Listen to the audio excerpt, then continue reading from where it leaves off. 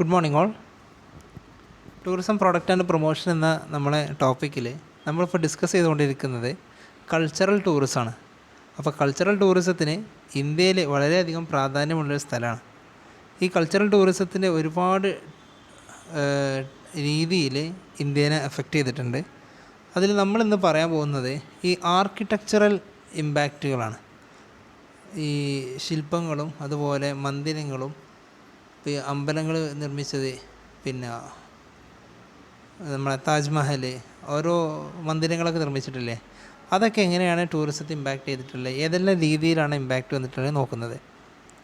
All of this world's cultural heritage, sports, music, fashion, architecture, literature, paintings, etcetera, ഇത്രയും കാര്യങ്ങളൊക്കെ കൊണ്ടാണ് ഈ cultural tourism എന്ന് പറയുന്നത്. Was contained in a time of capsule. What would include the demonstrate the legacy of your country? ഇത്തരം കാര്യങ്ങളുള്ളതുകൊണ്ട് നമ്മുടെ രാജ്യത്തിന് അതുകൊണ്ടുള്ള പാരമ്പര്യമാണ് തെളിയിക്കുന്നത്. അതെന്താണ് സംഭവം നമ്മൾ നോക്കാം. ഇന്ത്യൻ കൾച്ചറിൽ influence of different religions on Indian architecture. Indian ആർക്കിടെക്ചറിൽ ഒരുപാട് നമ്മൾ ഇന്ത്യ എന്ന് പറഞ്ഞിട്ടുണ്ടെങ്കിൽ തന്നെ വ്യത്യസ്തമായിട്ടുള്ള മതാചാരങ്ങൾ കൊണ്ട് ജീവിക്കുന്ന ആൾക്കാരാണ്. ഇവിടെ ഈ പറഞ്ഞിട്ടുള്ള ഹിന്ദു, മുസ്ലിം, ക്രിസ്ത്യൻ, സിഖ്, ബുദ്ധ അങ്ങനെ പറഞ്ഞിട്ടുള്ള പല ടൈപ്പ് രീതിയിലുള്ള മതവിശ്വാസത്തിലുള്ള ആൾക്കാരുണ്ട്. ഒരു മതത്തിന് വിശ്വസിക്കാത്ത ആൾക്കാർ നമ്മുടെ നാട്ടിലുണ്ട്. പക്ഷേ ഈ മതാചാരങ്ങൾ കൊണ്ട് നമ്മളെ ഒരുപാട് ആർക്കിടെക്ചറൽ മോണുമെൻറ്റ്സ് നമുക്ക് എന്നെന്ന് ഓർമ്മിക്കാനുള്ള ഒരുപാട് സ്തൂപങ്ങളും അതുപോലെ അമ്പലങ്ങളും പള്ളികളൊക്കെ നിർമ്മിച്ചിട്ടുണ്ട്.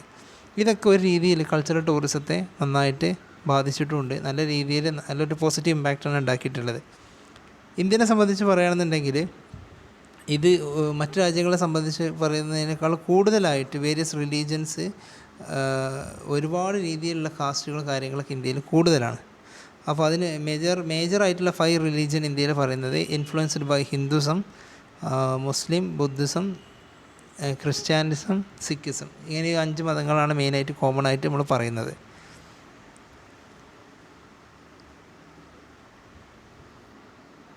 ഇനി ഓരോ മതവിശ്വാസ പ്രകാരവും ഏതൊക്കെയാണ് അവരെ നിർമ്മിതികൾ എന്നുള്ളത് നമുക്ക് ചെക്ക് ചെയ്യാം. അപ്പോൾ നമ്മൾ പറയുന്നത് ഓരോ മതപരമായിട്ടുള്ള ആചാരങ്ങൾ കൊണ്ട് നമ്മൾ ഈ ഒരു കൾച്ചറൽ ടൂറിസത്തിന് ഇന്ത്യൻ ആർക്കിടെക്ചറിൽ വന്നിട്ടുള്ള വലിയ വലിയ സംഭാവനകൾ എന്തൊക്കെയാണെന്നുള്ളത് നോക്കാം. ആദ്യമായിട്ട് നമ്മൾ പറയുന്നത് ഹിന്ദു ആർക്കിടെക്ചർ ഇൻ ഇന്ത്യ. ഇതിന് പിന്നിൽ ഒരുപാട് ഹിസ്റ്ററി കാര്യങ്ങളൊക്കെ ഉണ്ട് കേട്ടോ. അതൊന്നും ഇവിടെ പറയുന്നില്ല. നമ്മൾ ജസ്റ്റായിട്ട് ഒരു ഓവർലുക്ക് തന്നിട്ട് പോകാമെന്ന് മാത്രം. ഇന്ത്യയിൽ അറിയപ്പെടുന്ന മോസ്റ്റ് പ്രോമിനൻറ്റ് ഹിന്ദു ആർക്കിടെക്ചറുകൾ തഞ്ചാവൂർ ടെമ്പിൾ, അതുപോലെ ഖജുറാഹോ ടെമ്പിൾ, ഇതൊക്കെ വളരെ ഫേമസ് ആയിട്ട് ഇതല്ല കേട്ടോ. ഇതിന് പുറമേ ഒരുപാട് ഡോക്യുമെൻസും, അതായത് ഒരുപാട് രീതിയിലുള്ള ടെമ്പിൾസും കാര്യങ്ങളൊക്കെ ഇന്ത്യയിൽ തന്നെ ഉണ്ട്. അത് ഒരു സത്യത്തിൽ ഹിന്ദു ആർക്കിടെക്ചർ നമുക്ക് നൽകിയിട്ടുള്ളതാണ്. ഒരു ഉദാഹരണത്തിന് 2 പറഞ്ഞു എന്ന് മാത്രം. അടുത്ത് മുസ്ലിം ആർക്കിടെക്ചറായിട്ട് നമുക്ക് പറയാൻ പറ്റുക താജ്മഹലിനെ പറ്റി പറയുകയാണെന്നുണ്ടെങ്കിൽ this is the most prominent of the Muslim architecture in India.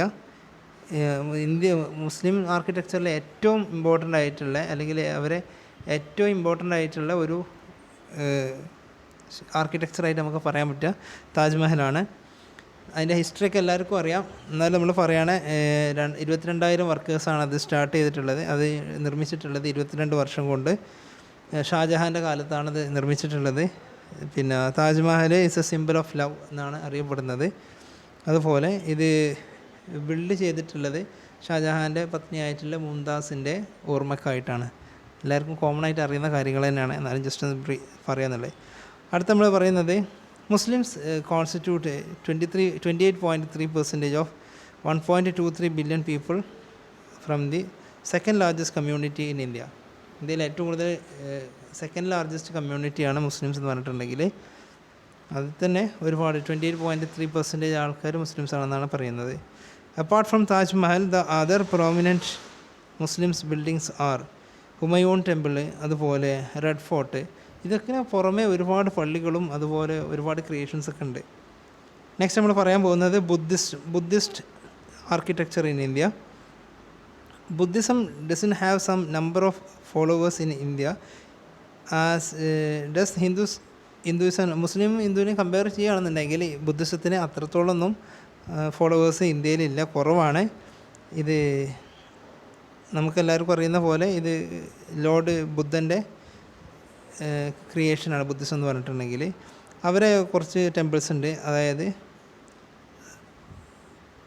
Sarnath temple, Sanchi stupa, ഈ 2 ടെമ്പിള് അവരെ ഒരു ഇതായിട്ട് പറയാൻ പറ്റുന്നത്. നെക്സ്റ്റ് നമുക്ക് പറയുന്നത് Christianism. After Hindus and Muslims, Christians constitute the 3rd largest community in India.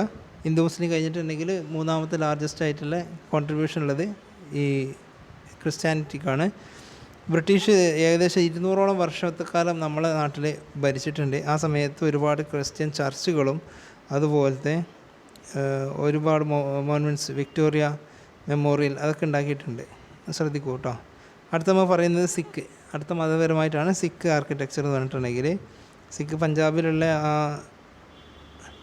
4th largest കമ്മ്യൂണിറ്റിയാണ് ഇന്ത്യയിൽ സിഖ് എന്ന് പറഞ്ഞിട്ടുണ്ടെങ്കിൽ. പഞ്ചാബാണ് അവരെ ഏറ്റവും മർമ്മപ്രധാനമായിട്ട് കേന്ദ്രീകരിക്കപ്പെട്ടിട്ടുള്ള സ്ഥലം.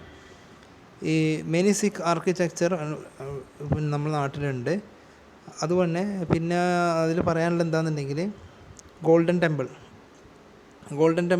പഞ്ചാബിലുള്ള ഗോൾഡൻ ടെമ്പിൾ ഇന്ത്യയിൽ അറിയപ്പെടുന്ന ഒരു ടൂറിസം ഡെസ്റ്റിനേഷൻ തന്നെയാണ്. അതിൽ എല്ലാ രീതിയിലുള്ള ആൾക്കാരും അത് കാണാൻ വേണ്ടി പോകുന്നുണ്ട്. സിഖ് മതത്തിൻ്റെ ഒരു കോൺട്രിബ്യൂഷനാണിത് പറയുന്നുണ്ട്. ചുരുക്കി പറഞ്ഞാൽ ഇന്ത്യയിൽ ഈ ഒരു ആർക്കിടെക്ചറൽ ടൂറിസം, അതായത് നമ്മൾ കൾച്ചറൽ ടൂറിസത്തെ സപ്പോർട്ട് ചെയ്യുന്ന ആർക്കിടെക്ചറൽ മോണുമെൻറ്റ്സ് ക്രിയേറ്റ് ചെയ്യുന്നതിൽ മതങ്ങൾ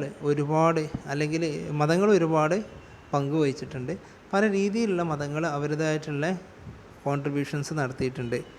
ഇത് ജസ്റ്റ് ഫ്യൂ മാത്രമാണ് നമ്മളിവിടെ ഡിസ്കസ് ചെയ്തിട്ടുള്ളത്. ജസ്റ്റ് ഒരു ഓവറോൾ ലുക്കിംഗ് തരാൻ വേണ്ടിയിട്ട് മാത്രം. അതിന് പുറമെ നോക്കുകയാണെന്നുണ്ടെങ്കിൽ ഇതിന് പുറത്ത് ഒരുപാട് ഇന്ത്യയിൽ അറിയപ്പെടുന്ന ഒരുപാട് ടെമ്പിൾസും അതുപോലെ ഒരുപാട് ഈ പറഞ്ഞിട്ടുള്ള കോട്ടകളും കാര്യങ്ങളൊക്കെ ഉണ്ട്. ഓക്കെ, അപ്പോൾ ഇന്ന് ജസ്റ്റ് ഒരു ബ്രീഫായിട്ടുള്ളൊരു ഇൻട്രൊഡക്ഷൻ മാത്രമാണ് നൽകിയത് ഇന്ത്യൻ ആർക്കിടെക്ചറിനെ പറ്റിയിട്ട്. Thank you very much.